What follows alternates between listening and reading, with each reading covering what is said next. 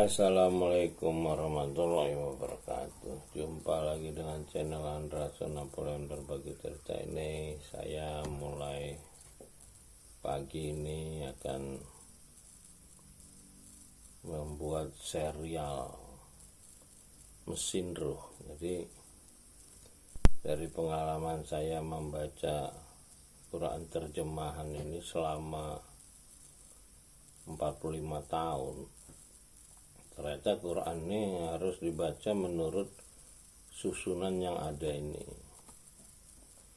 karena ternyata susunan yang ada ini merupakan mesin ruh. Jadi kalau dari kita masuk bahan mentah seperti pabrik mobil tuh keluar mobil. Nah, ini harus dilakukan sebanyak 7 kali perintahnya seperti tawaf. Jadi tawaf itu simbol dari membaca kitab ini 7 kali. Nah, kalau kita udah baca 7 kali, maka mudah-mudahan kita bisa mendapatkan furqan, pembeda baik dan buruk. Tapi kalau kita belum baca 7 kali ini, kita tidak punya prasyarat untuk mendapatkan furqan, untuk membedakan baik dan buruk. Itulah yang kita selalu merasa benar terus. Nah, ini, dan sejak awal saya membaca kitab ini, dari pangkal sampai akhir, saya merasa kok berbeda dengan realitas yang ada di masyarakat. Jadi udah 40 tahun lalu saya merasa kok pemahaman kita tentang petunjuk beribadah ini kok tidak sama dengan yang diberi petunjuk di kitab ini gitu. Nah, inilah saya sekarang dari pengalaman saya bikin serial mesin ruh gitu.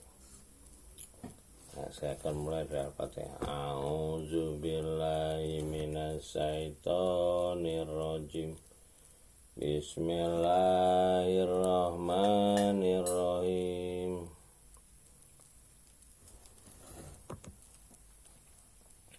Alhamdulillahi rabbil alamin.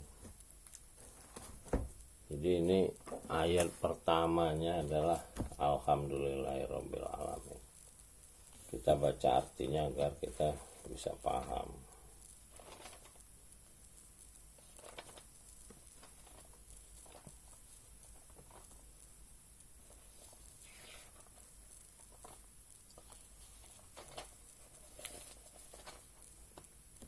Segala puji bagi, nah ini alhamdulillahi. Di alhamdulillahi ini sebetulnya adalah segala puji bagi dia. Nah, lillahi ini dia, lillah ini. Jadi bukan merupakan satuan, no, tapi dia adalah kata ganti. Segala puji dia. Segala puji dia. Dia itu siapa? Rabbil alamin. Jadi Rabbil alamin ini nggak bisa kita terjemahkan karena dia adalah tertinggi posisinya. Itulah ada perintah pertama yang diterima Nabi terakhir Muhammad SAW, Iqra bismi Rabb, artinya bismi Rabb, dengan Rob.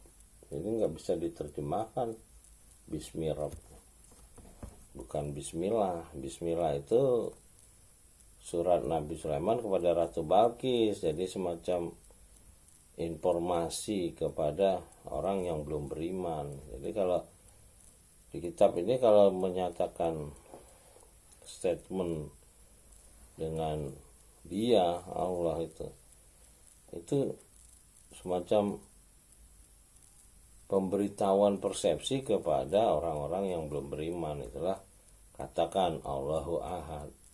Yang diperintahkan ahadnya itulah Bilal ketika dijemur padang pasir baca ahad. Nah, ini Alhamdulillahirabbil alamin ini adalah sebetulnya petunjuk, perintah untuk beriman kepada Rabbil alamin. Jadi berimannya kepada Rabbil Alamin ini dinyatakan di surat Ar-Ra'd. Ar-Ra'd adalah